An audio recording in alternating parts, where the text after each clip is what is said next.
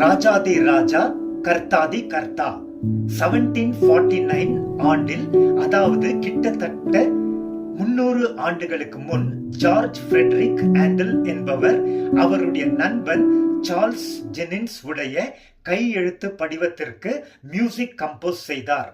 இந்த 9 piece orchestra உலகம் முழுவதும் கிறிஸ்தவ வட்டத்தில் நன்கு விளம்பரமான ஹேண்டல்ஸ் மெசாயா என்று அழைக்கப்படுகிறது.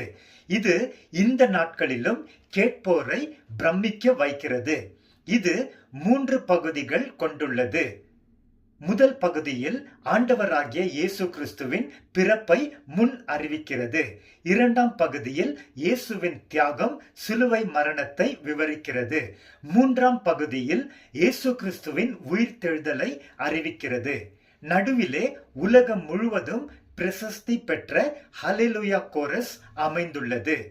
இந்த ஹேண்டல்ஸ் மெசாயா முதல் முறையாக இங்கிலாந்து தேசத்தில் குயின் விக்டோரியா அவர்களுக்கு மரியாதை செய்வதற்காக நடத்தப்பட்டது. ஏற்கனவே யூரோப் முழுவதும் ஹல்லேலூயா கோரஸ் பாடும் சமயத்தில் இயேசு கிறிஸ்துவிற்கு கனம் செலுத்தும் வழியாக கிறிஸ்தவர்கள் எழுந்து நின்றார்கள். பக்தர்கள் விக்டோரியா அரசி ஹல்லேலூயா கோரஸ் பாடும் வேளையில் அவள் பதவிக்கு ஏற்றபடியாக அமர்ந்து கொண்டு இருப்பாள் என்று நினைத்தார்கள்.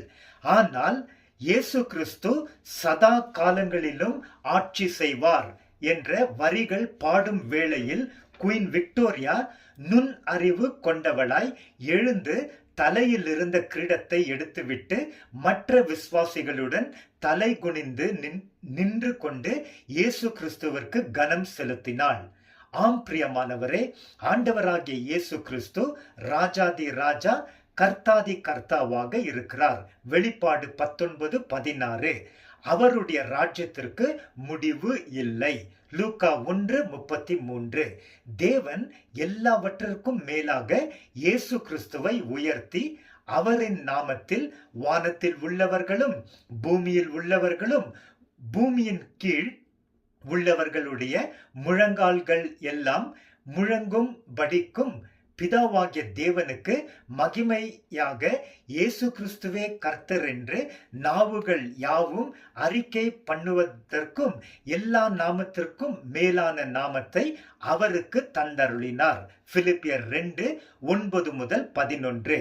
அவருக்கே துதி, கனம், மகிமை என்றென்றும் உண்டாகும். ஆமென்.